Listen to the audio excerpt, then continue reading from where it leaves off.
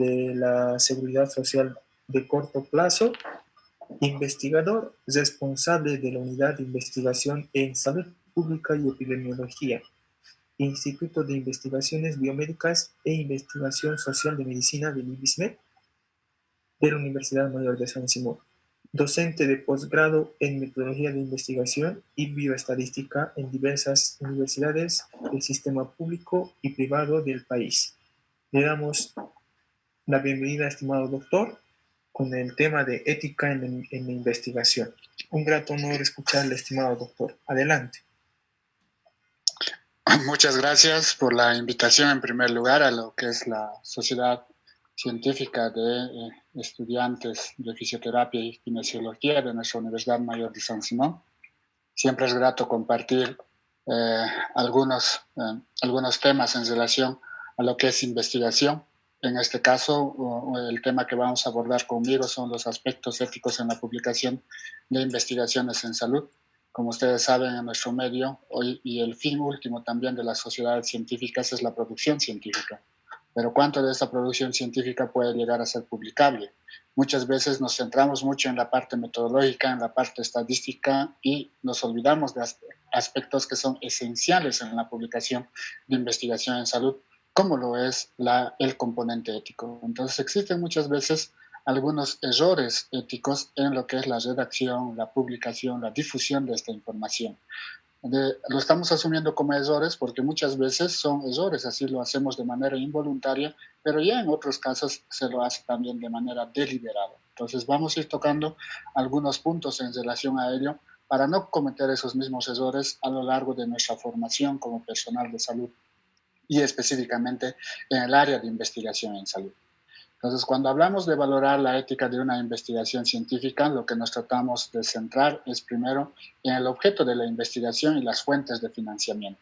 No es lo mismo hacer una investigación subvencionada por una empresa y reportar para esa empresa unos resultados positivos, que es la tendencia generalmente que existe cuando se recibe subvención o apoyo de una institución de tipo farmacéutica, por ejemplo, o en su defecto cuando la investigación es subvencionada por alguna ente cooperante, por alguna entidad gubernamental, etc. Entonces, ese es un aspecto fundamental.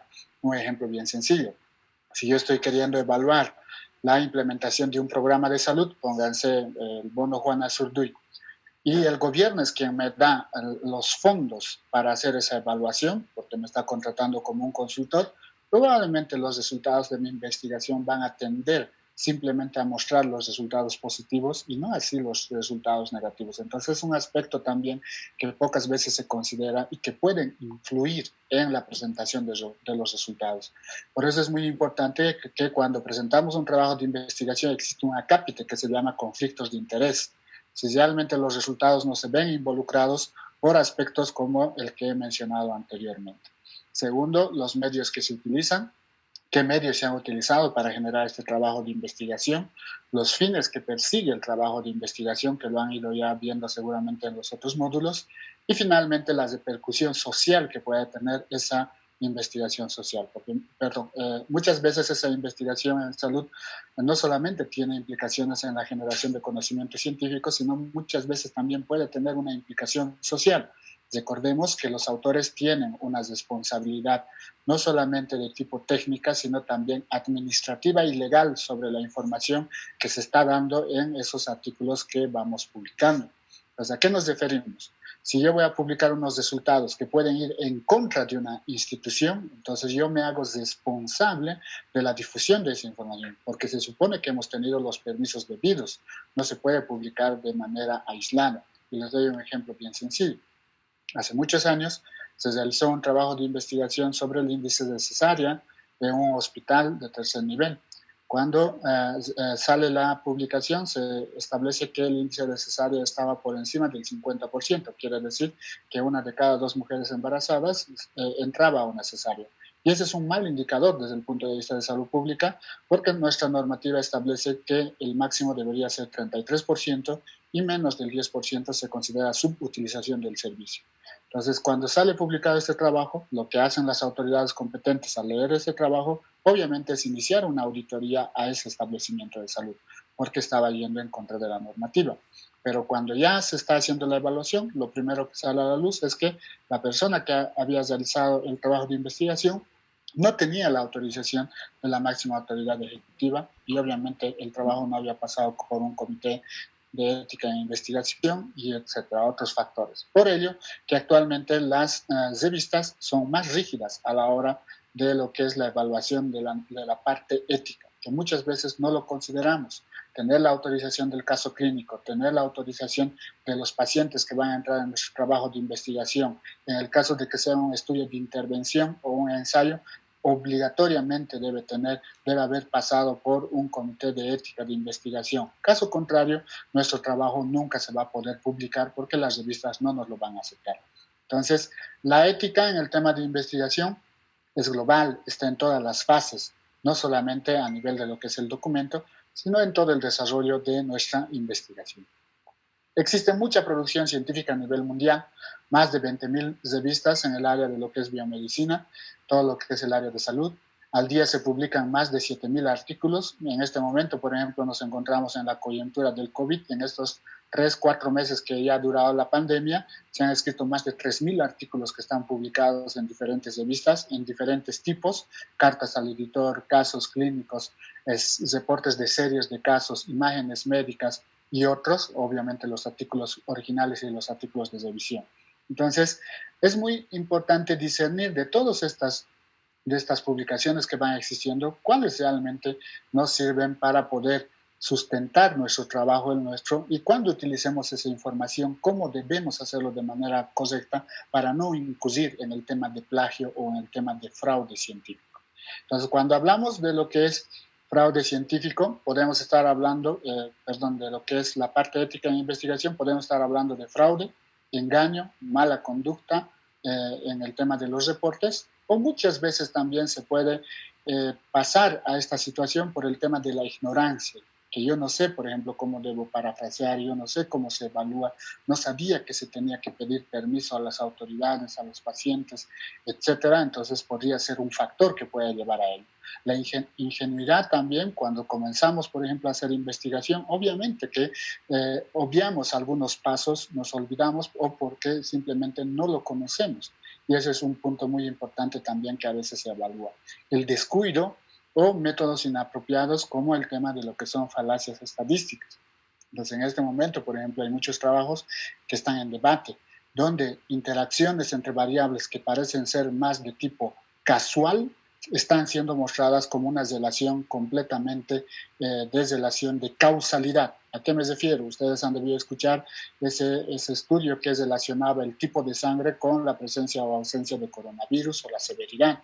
El estudio lo han hecho en lugares donde obviamente hay gente que vive con tipo de sangre A y AB, pero si hacemos el mismo estudio aquí en Bolivia o Latinoamérica, la gran mayoría de los pacientes con coronavirus tienen tipo de sangre cero. Eso no quiere decir que el tipo de sangre cero nos haga más predisponentes a adquirir la enfermedad. Entonces, a ese tipo de errores se le llama falacias estadísticas, porque se está forzando una relación de causalidad cuando simplemente la asociación ha sido algo casual por el contexto donde se está desarrollando el estudio.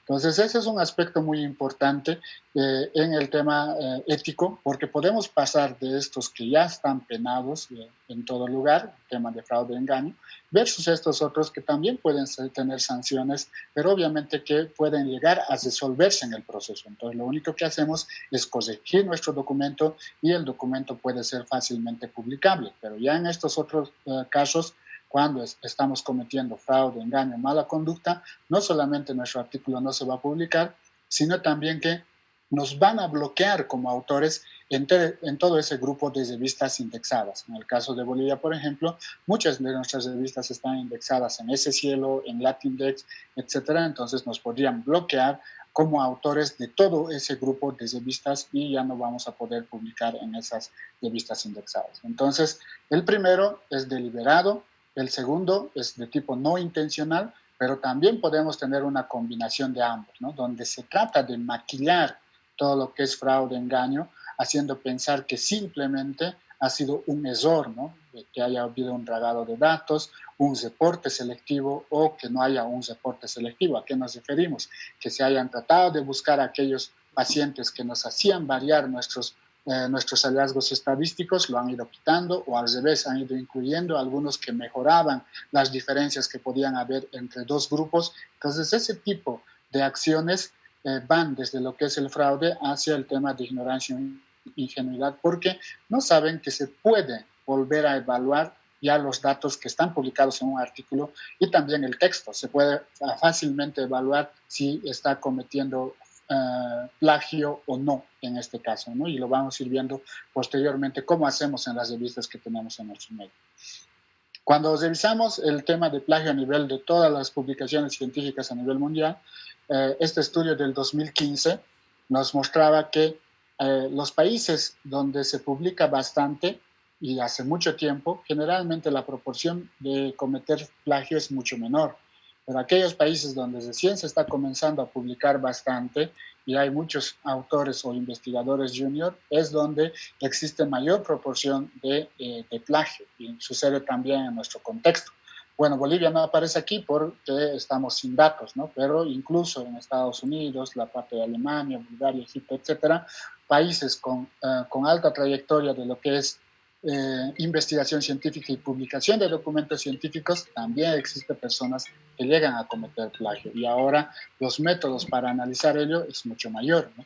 Entonces existe una alta preocupación por el tema de plagio, porque como aumenta la cantidad de publicaciones científicas cada año, siempre se llega a duplicar o más, por el tema de la mayor facilidad que existe de publicar. Muchas de las revistas ya son online, por lo tanto el tema de costos es mínimo, etcétera. Entonces llegan mayor cantidad de artículos a publicarse, pero también existe un mayor número de artículos que caen en el tema de lo que es las faltas éticas a la hora de hacer la publicación, y en la mayoría de los casos, ¿no?, relacionados con el tema de plagio, y también el número de artículos que hablan sobre plagio aumentan cada vez mucho más, porque obviamente hay muchos trabajos que llegan a publicarse y posteriormente alguien lee ese artículo y hace la denuncia sobre el plagio de ese artículo mediante una carta al editor. Entonces, la revista está obligada a hacer un fe de datas, o sea, una corrección sobre ese artículo, porque muchas veces no se lo puede sacar ya de lo que es la revista porque ya está publicado, ya estaba impreso o ya está en el sistema de los metabuscadores o los indexadores de revistas, no solamente en el área de salud, sino en todas las áreas. Entonces, ¿cuáles son los mitos comunes que existen en relación a plagio y por qué mucha gente llega a cometer a plagio? Entonces, hay muchas personas que creen erróneamente que mientras se incluye una citación puede simplemente copiar grandes cantidades de texto. ¿Qué quiere decir? Copian el texto y al final colocan una cita. En el caso de salud utilizamos el formato Vancouver y colocan la cita. Si han sacado ese párrafo de 2 textos, las 2 citas, y con eso piensan que ya se está superando el tema del plagio. No, no es correcto. Se debe parafrasear, no se puede utilizar el mismo texto. Cuando voy a utilizar el mismo texto, lo debo colocar en cursiva y entre comillas, y no puede ser que todo mi documento esté en cursiva y en negrilla. Entonces, en un artículo publicado por Julián, ¿no?, sobre lo que son las percepciones sobre el plagio, han encontrado que los médicos, ¿no?, obviamente no la mayoría de los estudiantes de medicina o profesores de inglés, sostienen la opinión de que mientras se provee una situación, se puede usar el texto. O sea, si yo estoy citando, yo puedo usar el texto libremente. Eso se pensaba en aquellos años, estamos hablando de los años 90, entonces era algo muy común. Y muchos de nuestros profesores incluso también nos han llegado a enseñar de esa forma, que mientras yo esté citando, no estoy cometiendo plagio. Completamente falso, porque yo no estoy parafraseando el texto y estoy haciendo parecer que yo he escrito ese texto tal cual está la secuencia en el documento que yo quiero publicar. Entonces, otros creen erróneamente que mientras uno cambie una palabrita por aquí y por allá, entonces ya es suficiente. Tampoco. Entonces, cuando parafraseamos, debemos parafrasear todo el texto, no solamente cambiar algunas palabritas por sus sinónimos y también cambiar el orden de las oraciones. Eso no es parafrasear, y ese es un error muy común que existe a la hora de formular un estudio, plantear el problema, realizar la justificación del estudio. Entonces ahí surge la gran pregunta, ¿no? ¿Cuántas palabras consecutivas se puede copiar de otras fuentes sin tener que dar una citación? Cuando nosotros tenemos más del 50% de palabras en una secuencia lógica similar a un texto previamente publicado, ya se dice que estamos cometiendo plagio en el tema de texto. En el tema de lo que son datos estadísticos, el 100% debe ser nuevo. No se puede copiar ningún dato de tipo estadístico. Entonces, eso es un aspecto muy importante. Cuando yo voy a parafrasear un texto, yo debo ver que la secuencia lógica de esa oración, de esa redacción de palabras debe ser completamente diferente. Entonces ahí llega una pregunta que me hacía, por ejemplo, una estudiante de maestría, cuando me dice, pero lo que estoy colocando es una definición, un concepto. ¿Cómo puedo parafrasear un concepto? Y sí se puede. En este momento, el equipo con el que trabajo, tenemos cerca de 8 artículos en relación a lo que es síndrome metabólico, y en cada artículo nosotros ponemos la definición de lo que es síndrome metabólico y ninguno de ellos se parece. Todos hablan de lo mismo, de diferente contexto, en diferente forma, sigue incluyéndose la referencia bibliográfica, obviamente sigue siendo una definición, pero está completamente parafraseado. Y eso es lo que debemos ir ejercitando cuando escribimos un texto.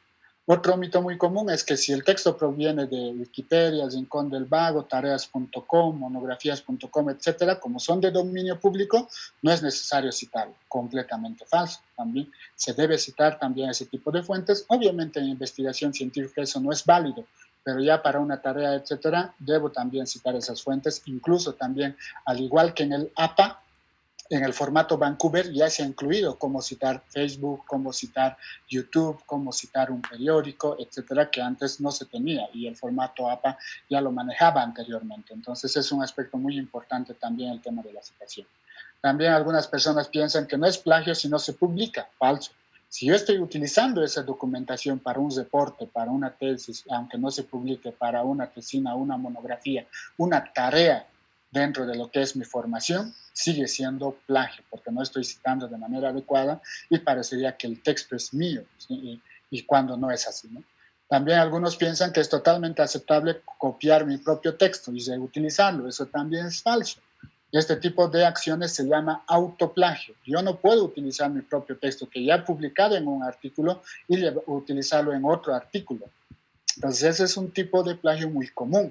Mucha gente entonces cae en este tema del autoplagio porque utiliza un concepto en un artículo, una metodología o una descripción de algo en un artículo y luego utiliza el mismo texto en otro artículo. Eso es también considerado plagio, en este caso autoplagio.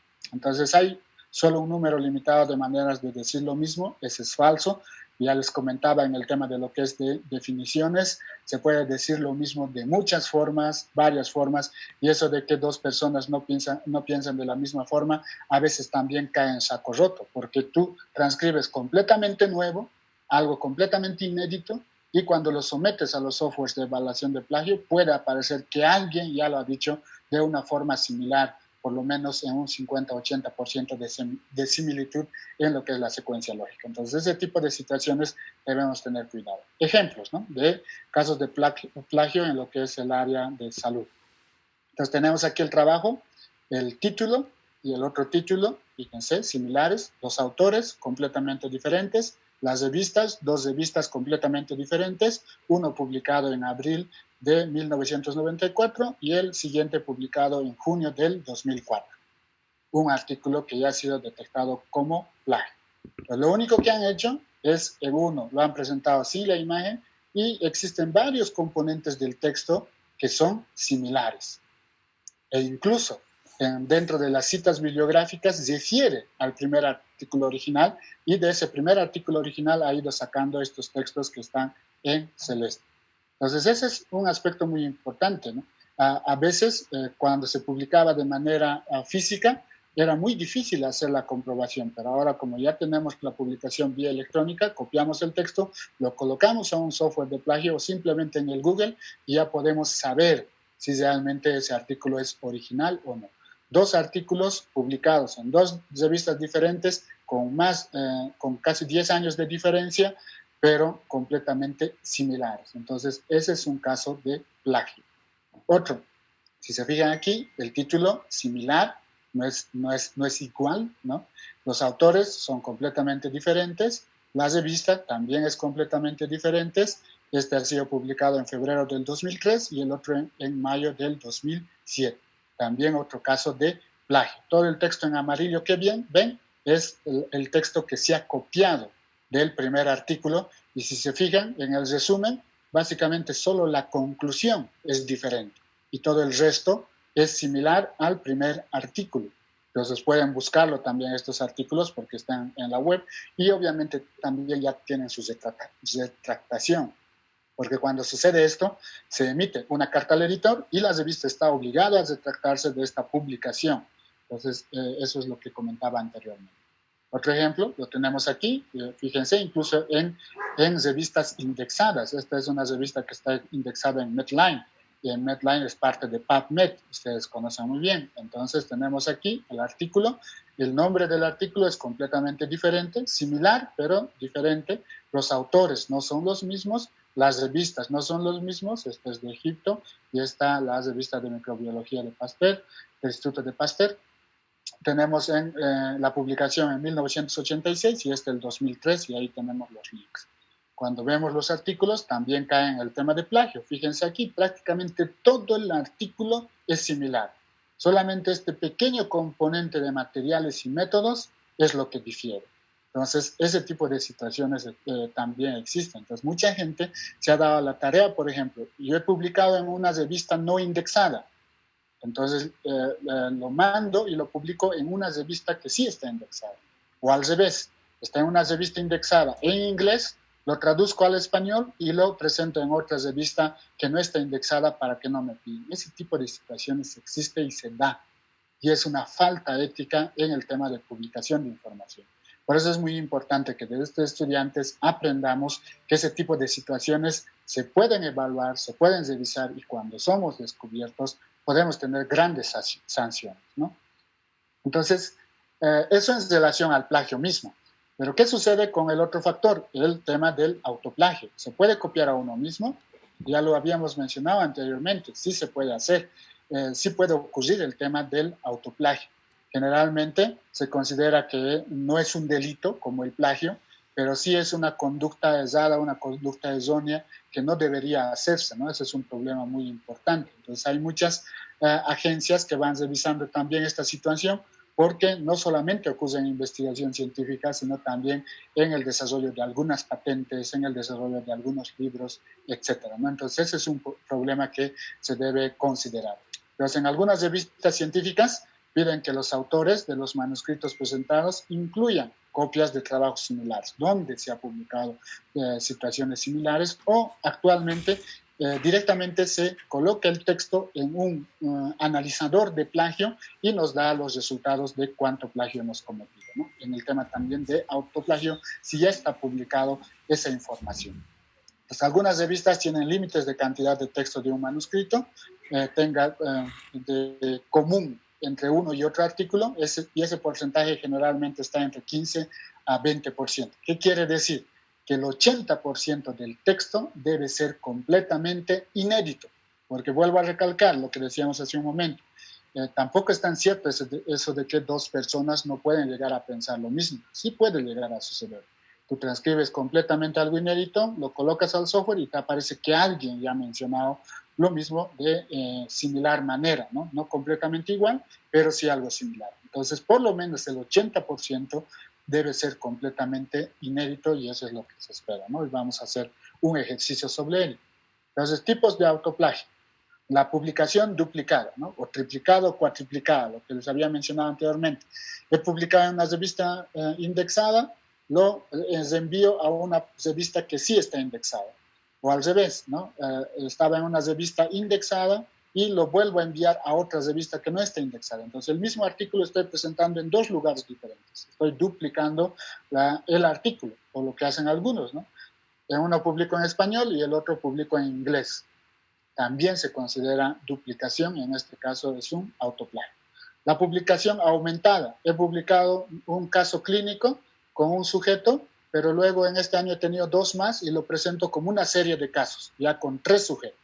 Entonces, lo único que estoy haciendo ahí es aumentar el número de casos, el texto sigue siendo similar y también se considera autoplagio.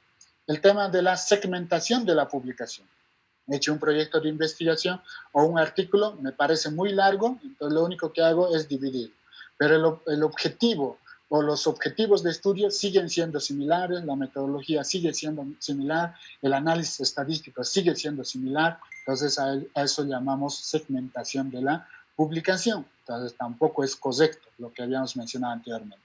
Sí puedo utilizar una base de datos para sacar muchos estudios o un proyecto de investigación, darme lugar a muchos artículos, pero cada subestudio persigue objetivos diferentes, los resultados que se presentan son completamente diferentes, no son solamente complementarios, y además de ello que los métodos estadísticos o los métodos de análisis que se utilizan también llegan a ser completamente diferentes. Entonces es completamente distinto cada uno de ellos y ahí sí no caemos en el tema de lo que es la segmentación de publicación. La publicación redundante, ¿no? Cuando ya seguimos publicando, hacemos una revisión sistemática de una revisión sistemática previamente realizada. Y eso es muy común. Entonces, eso ya es algo redundante porque estamos comprobando lo que ya está comprobado. No tiene razón de ser. Y eso es muy común cuando hacen revisiones sistemáticas de documentos, de otras revisiones sistemáticas que están en inglés, lo traducen al español y vuelven a intentar publicar ese tipo de artículos como si fuera algo completamente nuevo, inédito, y no lo es así.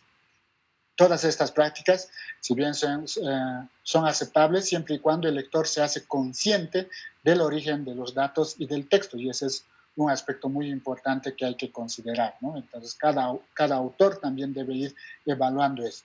La mayoría de las revistas solo están interesadas en manuscritos originales, por lo tanto, también pueden ser rechazadas, ¿no? Y es muy común también cuando hacemos artículos de revisión o el tema de lo que son los casos clínicos, caer en este tipo de situaciones de autoplagio. La incidencia del autoplagio, entonces, en este estudio realizado en el 2001, se ha encontrado que el 14% de 660 artículos que fueron evaluados tenían una forma clara de publicación redundante, ¿no? Lo que habíamos hablado anteriormente está publicado en este artículo. Entonces, es muy común. Si hiciéramos un estudio en nuestro medio con los artículos que se publican en un año, seguramente también encontraríamos un porcentaje similar, ¿no? Es más, algunas revistas a veces directamente la descartan porque obviamente en esta época no tenían los medios suficientes como el que tenemos ahora. Entonces, un ejemplo de ello, por ejemplo, valga la redundancia, es este artículo. Complicaciones de la cateterización venosa central.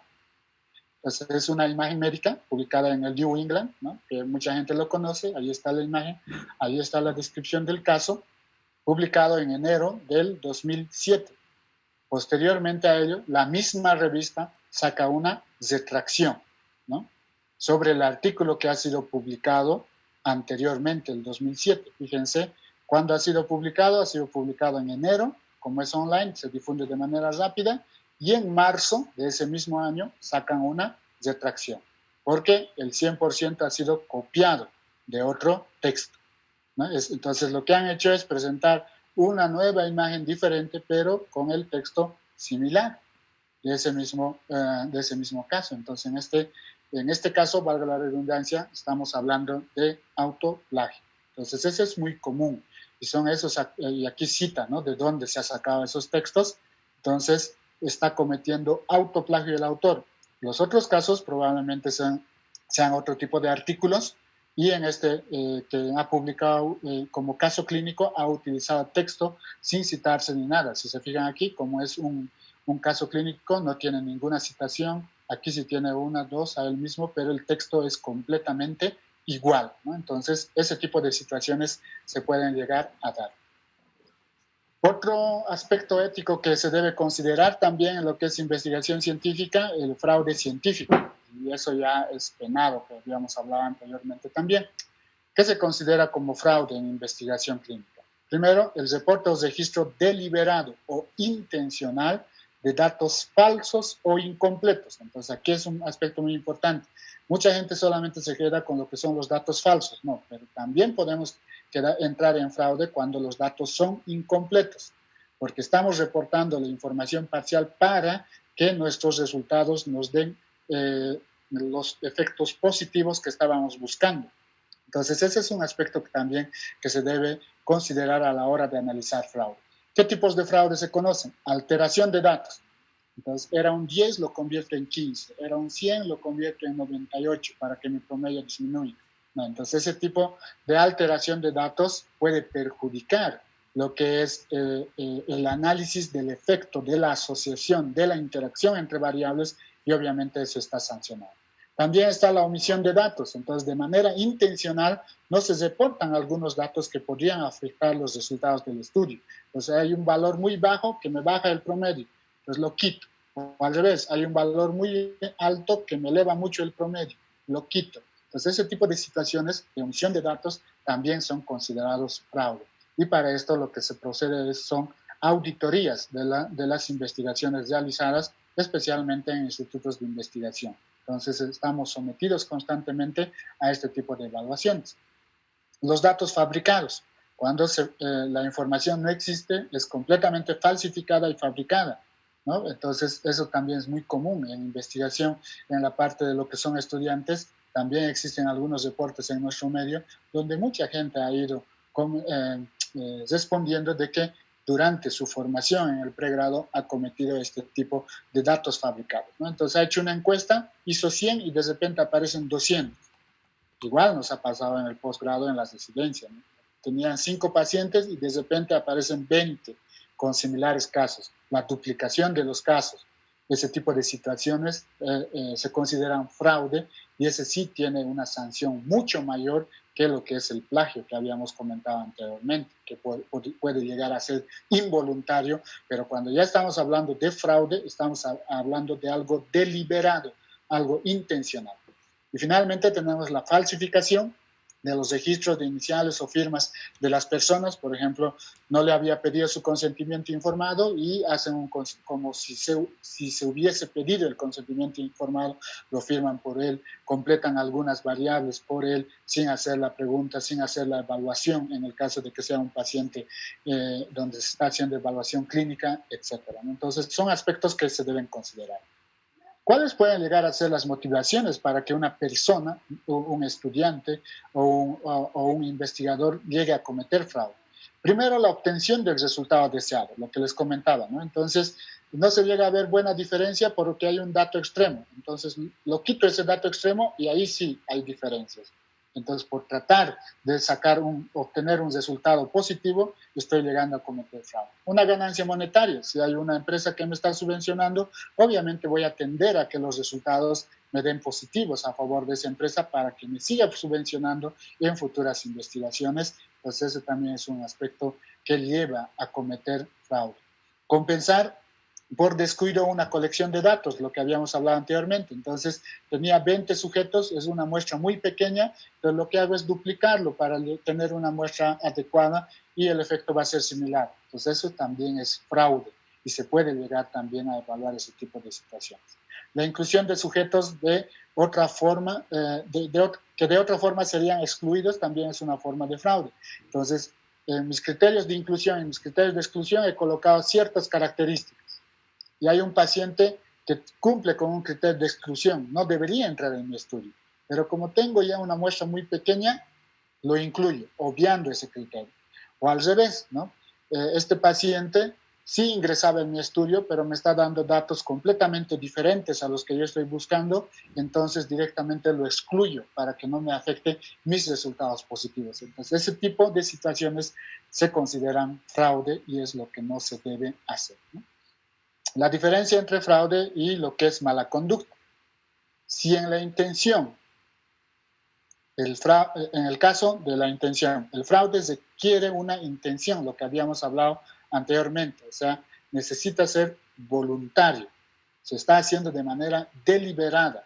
En el caso de la mala conducta, no, puede ser simplemente por descuido, porque no conocía, etc. Y se puede sobrellevar esa situación. Yo hago un cambio en la redacción del documento, yo hago una adecuación en mi metodología estadística y se puede resolver. Pero ya en el tema de fraude, no. Entonces, ese es un aspecto muy importante a considerar. No en relación al efecto, ¿no? Ambos afectan irrevocablemente la integridad de los datos del estudio. Tanto lo que es mala conducta como fraude afectan lo que es la integridad de estos datos. Ambos también dañan irreparablemente la reputación de los investigadores. Imagínense ese autor que ha sido refutado y que New England ha tenido que sacar su artículo y además un documento donde menciona que se ha cometido plagio. En este caso ha sido autoplagio, ha sido el mismo autor. Entonces, toda la reputación de esos investigadores cae por los suelos. Entonces, ahí sí no existe diferencia, pero sí puede haber diferencia en el tema de que uno es deliberado y el otro no se lo hace con mala voluntad, simplemente a veces es por descuido, a veces es por ignorancia de lo que son estas normas. ¿A quiénes se aplica? Investigadores, subinvestigadores, personal de sitio, los comités de ética o el patrocinador, ¿no? Entonces, si a mí me descubren que es plagio, todas estas personas que estaban involucradas en el estudio también asumen las sanciones. Por eso que muchas veces nos ocurre de que muchos investigadores de pregrado envían algunos artículos y para que les faciliten el tema de la revisión, para que vean que ha sido un trabajo realizado muy bien, etcétera, incluyen a investigadores ya con bastante trayectoria. Nos ha llegado a suceder muchas veces y simplemente lo colocan como asesor por el aval y el asesor ni siquiera conoce el trabajo de investigación o el artículo. Entonces, ese es un error muy comúnmente cometido en nuestro medio y no se debe hacer, porque también si se descubre que hay algún dato falseado, plagiado en ese documento, el tutor, el asesor que no ha revisado, que no ha visto el trabajo, también puede llegar a ser sancionado, porque el tutor, el asesor, es un autor más del trabajo de investigación. Y ese es un aspecto muy importante que se debe considerar. Entonces, todas las personas que han dado el visto bueno, los comités de ética, por ejemplo, que han revisado el trabajo de investigación, el protocolo de investigación y no han detectado los plagios que había en el planteamiento del problema, justificación, etcétera, entonces también pueden ser pasibles a sanción.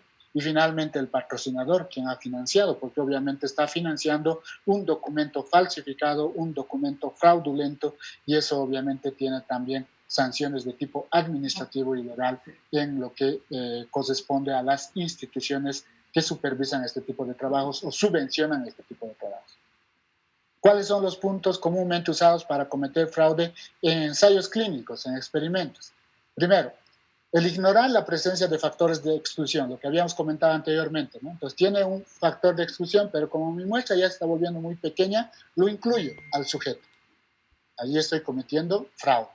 Alterar fechas de nacimiento, peso, cualquier dato, ¿no? Su presión arterial, la variable que yo estoy evaluando. Si yo altero, estoy cometiendo fraude. ¿Y esto cómo se verifica? Lo que les había comentado anteriormente, mediante procesos de auditoría al trabajo de investigación. Las medicaciones prohibidas, ¿no? Se han alterado algunos datos del uso y supresión de medicamentos, probablemente. Entonces, no se incluye porque probablemente ese medicamento podría estar afectando de manera positiva o de manera negativa en el efecto que nosotros estamos esperando y algunas personas obvian de mencionar que se está incluyendo ello. Entonces, eso también es fraude. La supresión de la historia, de parte de la historia clínica, por ejemplo, historial de abuso de drogas, alcohol o estado mental, que podrían afectar en el efecto de lo que es los resultados que estamos esperando. Entonces, si se obvia o se suprime esa información de lo que es la recopilación de la información, podríamos estar cayendo también en lo que es fraude. Y finalmente, los chequeos de seguridad, ¿no? Que habíamos hablado anteriormente, cuando evaluamos los datos, cuando revisamos las bases de datos, entonces ahí vamos quitando, sacando, incluyendo algunos sujetos para que nuestra información nos dé resultados positivos, entonces ahí estamos cometiendo fraude y no se lo debe hacer. Los puntos comúnmente usados para cometer fraude, seguimos con ello, las muestras de sangre y orina de otros pacientes. Entonces, este paciente me está dando resultados negativos, utilizo las muestras de otro paciente para este sujeto. Los datos de la visita, ni siquiera lo he visitado e incluyo. En mi protocolo estaba que iba a hacer su seguimiento cada hora y solamente he ido cada 2-3 horas y repito los valores. Estamos cayendo en fraude. Las visitas alteradas al cumplir los plazos señalados. El seguimiento tenía que ser cada mes, pero el paciente me ha llegado al mes y medio y lo coloco como si hubiera sido al mes. Recordemos que el efecto de una intervención depende del tiempo de exposición al factor. Entonces eso podría contribuir a que un resultado me dé más positivo o en su defecto negativo. Entonces son aspectos que se deben revisar. Visitas fabricadas, lo que habíamos mencionado anteriormente, ni siquiera lo he ido a visitar, pero ya tengo la información. El recuento de medicamentos falsificados, lo que habíamos hablado anteriormente, con tabletas descartadas para corroborar falsos reportes. Entonces, lo que generalmente hacemos cuando les damos la medicación a las personas que están en ensayo comunitario es que para saber que han consumido esos comprimidos nos dan la cajita, el blister, sin los medicamentos, ¿no? El sachet, nos lo dan. Entonces, mucha gente va al domicilio, ve que no ha consumido, pero para hacer parecer que sí lo ha hecho, lo que hacen es sacar los medicamentos y tener el respaldo del blister. Entonces, eso también es fraude, porque se lo está haciendo de manera deliberada. Y finalmente, las historias fabricadas, ¿no? Cuando todo ha sido inventado y nada es real prácticamente. Entonces, ¿qué tan común es? Tenemos bastantes entidades a nivel de investigación, a nivel de institutos de investigación, a nivel de universidades y a nivel también de lo que es la FDA para poder ver el tema de lo que es los plagios que existen en diferentes ensayos clínicos. Pueden entrar a estos links y se van a dar cuenta que existe una gran cantidad. No he llegado ni siquiera a contarlos porque no tiene un contador estas páginas, lamentablemente, de cuántos trabajos son. Pero son miles, ¿no? Hasta el momento. Casos famosos de fraude en investigación clínica, ya para cerrar esta parte de lo que es el componente ético, ¿no? Entonces tenemos el caso FIDES. En este caso, el estudio ha conducido 200 estudios en 47 compañías farmacéuticas desde 1990. Esto es muy conocido, está descrito en muchas revistas también. Y en todos estos estudios ha comprometido la fabricación y falsificación de datos. Antes, vuelvo a recalcar, como no teníamos, como en este momento, todas las bases de datos en digital disponibles, no teníamos la información asequible de manera rápida o no se hacían procesos de auditoría, probablemente era mucho más fácil. Pues en agosto de 1997, este autor es acusado de delito de conspiración por proporcionar datos falsos a la FDA, ¿no? Para poder aprobar medicamentos que tenían bastantes efectos colaterales, que no tenían los efectos que mencionaban, pero igual eran aplicados por estos estudios que habían sido conducidos por él, ¿no? Entonces, en septiembre de 1998 ha sido sentenciado a 15 meses de prisión y además a restituir el dinero que le habían dado para hacer estos trabajos de investigación. En junio del 99 ha sido descalificado como investigador por la FDA, por lo tanto ya no podía hacer ningún estudio clínico y además que ahí se ha descubierto que ha incluido sujetos ficticios que no había, lo que habíamos hablado anteriormente de la falsificación completa de la información, ¿no? Entonces ha fabricado resultados de laboratorio sustituyendo especímenes clínicos, estamos hablando de las muestras, manipulando los instrumentos de laboratorio, ha prescrito medicamentos prohibidos para manipular la información, o sea, los resultados o los efectos en los pacientes. Otro caso muy conocido también en Estados Unidos, ¿no? Porque han debido ver también en los documentos que circulan sobre plagio, es muy común, siempre se hace referencia. Si entran a Wikipedia van a encontrar, por ejemplo, a este autor, ¿no? Culpable por la pérdida de documentos fuente, ¿no? Entonces, lo que han hecho, ¿por qué se ha perdido estos documentos? Para encubrir errores durante la ejecución de la investigación. Y para ocultar ello, ha amenazado a empleados y miembros del equipo sobre el tema de lo que es la fabricación de datos. Había errores metodológicos que no han sido revelados. El tema de las limitaciones de un estudio, por ejemplo, se los debe revelar. Qué dificultades ha habido, qué posibles errores o sesgos pudo haber, porque eso es importante para interpretar nuestros hallazgos y muchos autores lo ocultan. Ha sido excluido del Consejo Médico General. Este otro autor, también es muy conocido, el doctor Chima, falsificó informes de consentimiento para sujetos de estudios inconscientes. O sea, él ha hecho aparecer que tenía el consentimiento informado de cada una de las personas que habían ingresado en sus ensayos cuando no ha sido así, ¿no? Entonces, ese también es importante. Entonces, se ha apropiado de dinero de lo que son los patrocinadores y este sujeto también ha sido excluido de su sociedad. Este otro autor también lo deben conocer muy bien. Incluso ha salido publicado en una revista de Nature, retractándose, porque este autor incluso ha sido propuesto para lo que es el premio Nobel. Entonces es muy famoso, era muy famoso, ¿no? Ahora es famoso por el tema de fraude, obviamente. Y ha sido acusado de falsificación o creación de datos falsos. Era una estrella en el campo de lo que es la nanotecnología, especialmente a fines del siglo pasado, entre los 90 hasta el 2010, muy famosísimo, no, porque sus artículos se siguen citando, obviamente los primeros se siguen citando, porque les comentaba anteriormente, no todos los artículos se quitan, ¿no? Simplemente aquellos que han caído en el tema del plagio. Y en Nature, aquí está la cita, el 26 de septiembre del 2002, pues hacen una retractación sobre este autor en el sentido de que había falsificado muchos de los datos de sus investigaciones. Llegar a saber sobre la totalidad ha sido muy difícil y obviamente no todos se han llegado a descubrir, ¿no? Pero ese autor, la imagen ya lo ha perdido completamente y ha sido desacreditado completamente por la comunidad científica. Este otro autor también ha sido muy común porque incluso salió en New York Times, etcétera, en muchos periódicos a nivel mundial, porque él se autonombraba como el primero en clonar un ser humano. Ya ha salido bastante la información. Y su artículo, publicado el 17 de febrero del 2006, ha causado un gran impacto a nivel mundial, ¿no? Más que la ovejita Dolly, etcétera. Pero este trabajo era un fraude total y el autor ha sido acusado de ello y ha sido excluido de lo que es la comunidad científica a nivel mundial, ¿no? Entonces, ese es un aspecto muy importante. Entonces, para evitar todo ello, y lo hemos acabado para que sea rápido, las revistas científicas nos piden este tipo de documentos.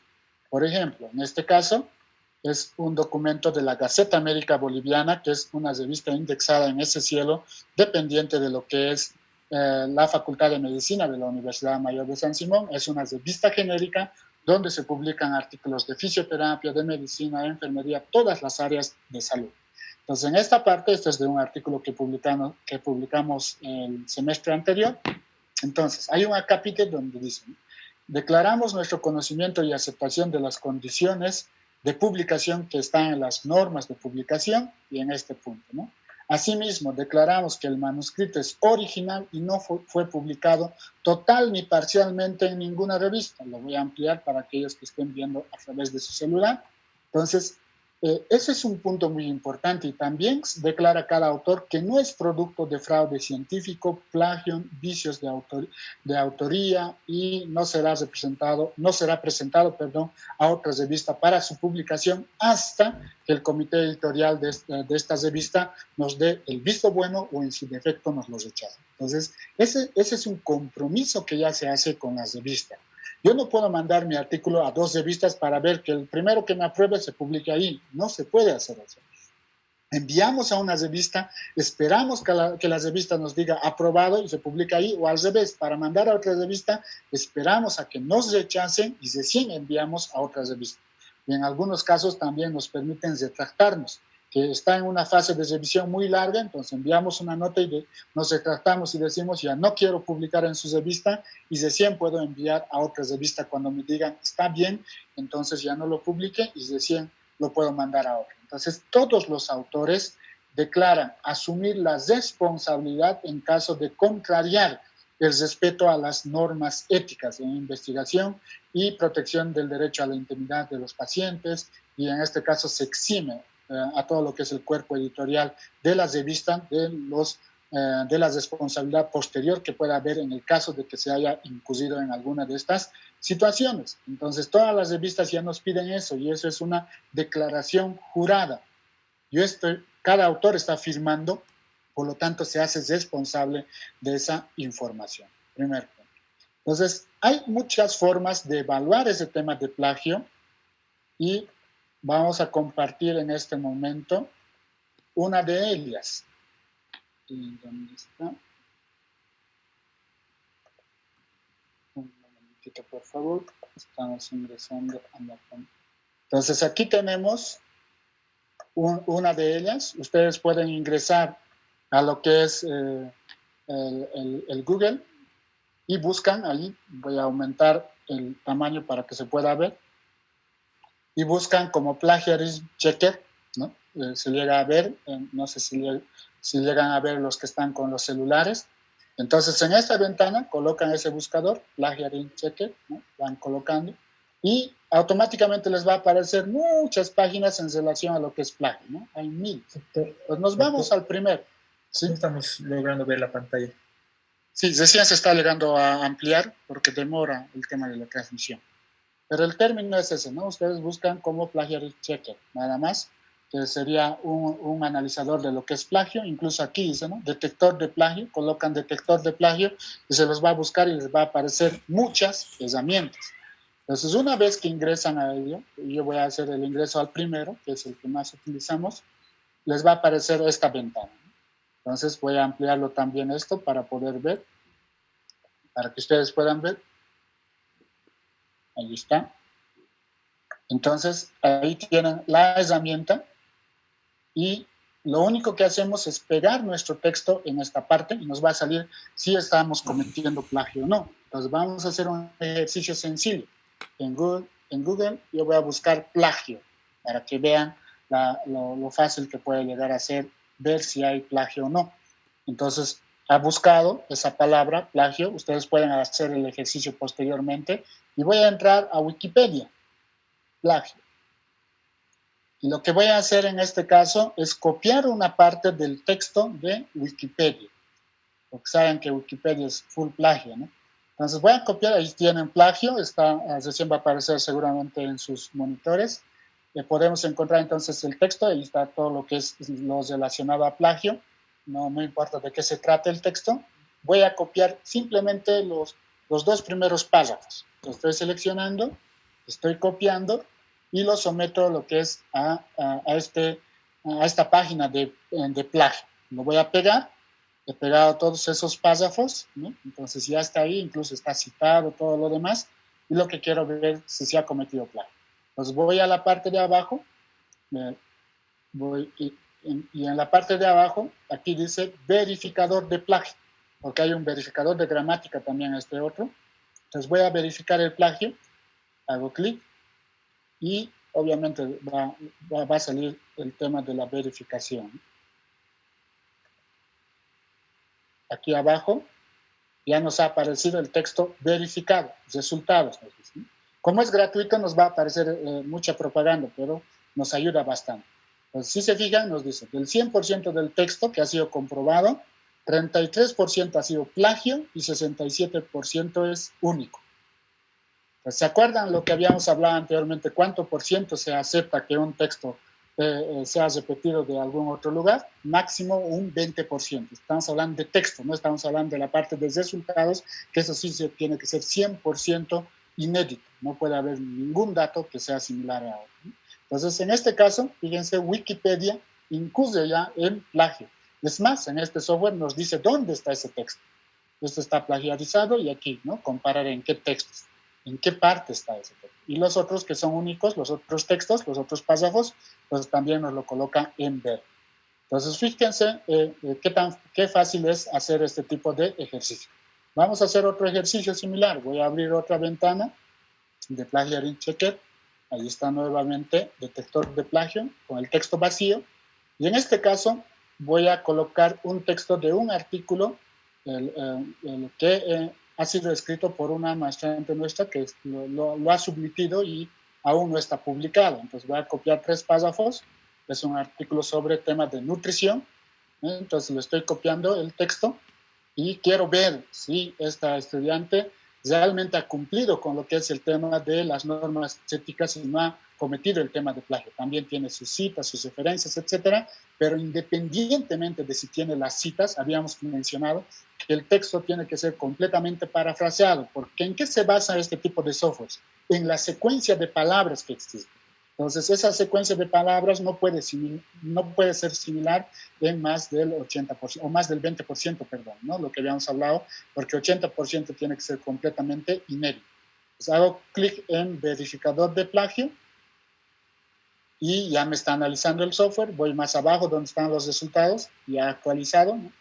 Pues voy a la parte de abajo y fíjense, verificador, y ahí tienen los resultados, ¿no?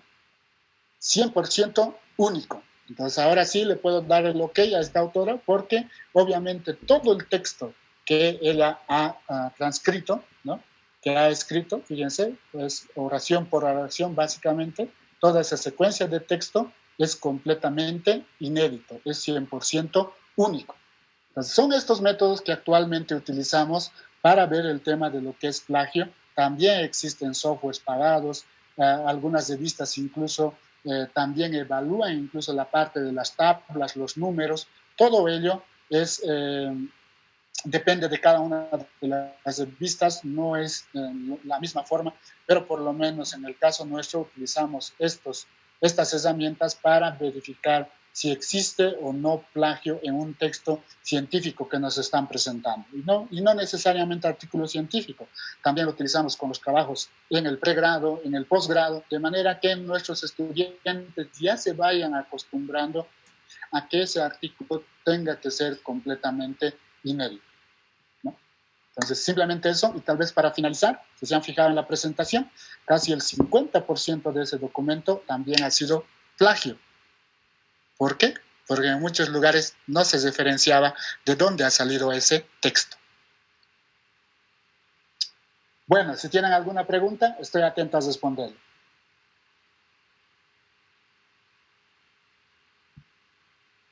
¿Alguna pregunta por el chat o alguna pregunta por el micrófono?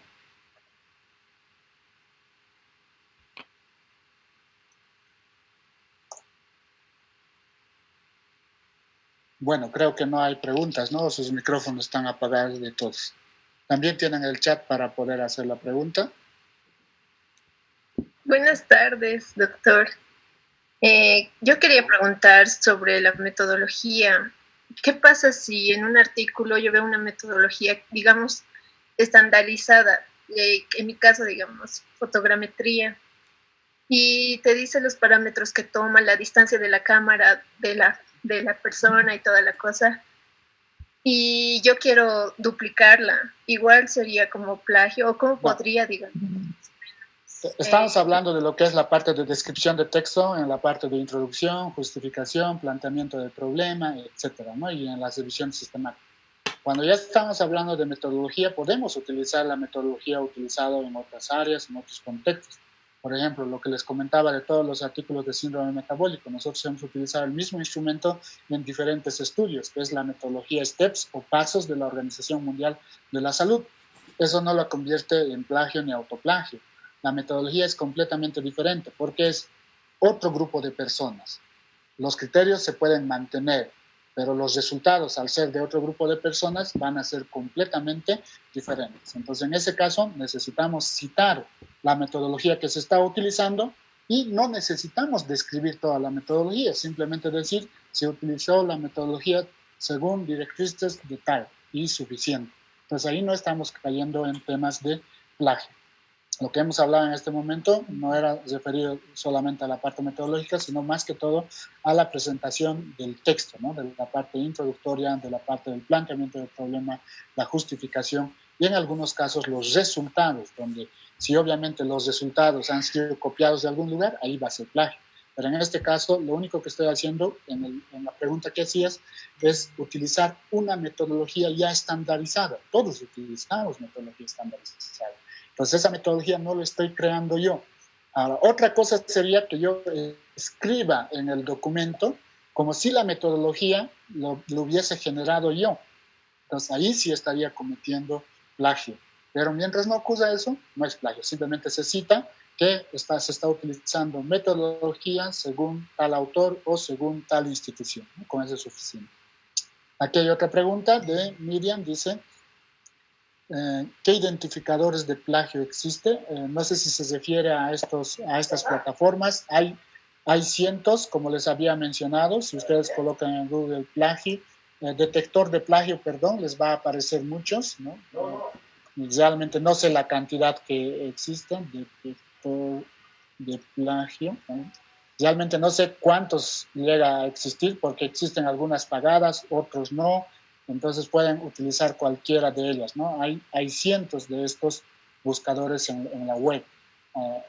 Hay en inglés, hay en español, no solamente buscan textos en un solo idioma, también se puede intercalar, ¿no? ¿Y cuáles son gratuitos y que podemos usar, no? No necesitan instalar. En realidad, no, estos softwares trabajan sí o sí con la web, porque cuando instalas solamente buscaría en tu computadora, pero estos buscadores lo que hacen es buscar con los trabajos que ya están publicados en la web. Por eso trabajan con el motor del mismo Google, del Scholar o otros metabuscadores científicos que existen, como el Servier, PubMed, Cochrane, etcétera, etcétera, ¿no? Entonces, trabajan online y hay muchos gratuitos. Si se fijan aquí, hay cientos. Cualquiera de ellos lo pueden probar. Generalmente el que usamos nosotros en la revista Ciencia Médica, por ejemplo, es el Plagiarist Checker, ¿no? Que les había mencionado anteriormente. ¿Una pregunta más antes de despedirnos? Doctor, muy buenas tardes. ¿Me escucha? Buenas tardes. Sí, ¿me escucha? Elías está teniendo algunos problemas de conexión. Hay una pregunta. Karina dice, ¿en qué problema ético se incurre generalmente al momento de aplicar un determinado instrumento de recolección de datos? No. Es similar a la primera pregunta que nos hicieron, ¿no? Eso entra a la parte de metodología. Cuando yo estoy utilizando un instrumento estandarizado, lo único que tengo que hacer referencia en la metodología es, he utilizado el instrumento tal. El instrumento completo, el instrumento parcial o lo adecuado, eso debe estar mostrado. En el ejemplo que les daba anteriormente de la metodología STEPS o pasos de la Organización Mundial de la Salud, nosotros hemos utilizado un instrumento adecuado en base a ese documento. Entonces, lo único que se menciona es el instrumento STEP de la Organización Mundial de la Salud fue adecuado al contexto de Cochabamba, Bolivia. Y lo citamos, ¿no? ¿Cuál es ese instrumento? Y la gente puede entrar al instrumento original, incluso en algunas revistas te piden el instrumento. Nuestro trabajo, en el caso nuestro, está publicado en el BMC Public Health, y ahí, por ejemplo, antes de publicarlo nos han pedido ese instrumento adecuado para ver si era completamente diferente o era muy similar al instrumento original.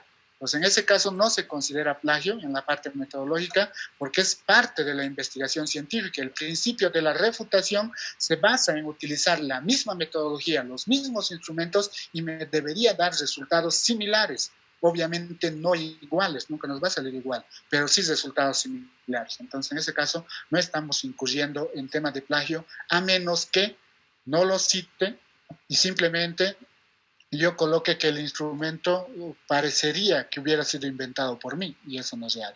Por el contrario, más bien, cuando tenemos ya un instrumento estandarizado, es mucho más fácil, porque directamente lo llevamos a una prueba piloto y lo implementamos. Pero en el caso del diseño de un instrumento propio, lo ideal sería primero validarlo, recolectar información y analizar el tema de concordancia entre una pregunta y otra, entre una variable y otra, si existe realmente relación o no, porque tal vez nuestro instrumento está mal construido. Entonces ahí es mucho más difícil. Por ello, más bien, la sugerencia es utilizar métodos estandarizados ya en otros trabajos, en otras investigaciones o por instituciones que se dedican a este tipo de procesos. Entonces, simplemente él. Bueno, muchas gracias a todos ustedes. Espero que haya sido de su agrado la presentación. Nuevamente, felicitar a la Sociedad Científica de Estudiantes de Fisioterapia y Kinesiología de la Universidad Mayor de San Simón por esta iniciativa y también por el aniversario, ya un año comenzando a generar información científica a nivel de lo que es la carrera de fisioterapia. Auguramos que de aquí a un pronto ya tengamos 1, 2 o más artículos publicados por el equipo que en este momento está a cargo de la directiva de la Sociedad Científica y nosotros estamos prestos para apoyar por ello. Muchas gracias y hasta otra oportunidad. Muchísimas gracias, doctor. Es un placer escuchar sus presentaciones como siempre. Vamos a tener la siguiente presentación a través de Hangouts. Y posterior a ese vamos a regresar a la misma reunión de Zoom para continuar con las demás presentaciones. Entonces, nos vamos a ir a la otra plataforma. Gracias.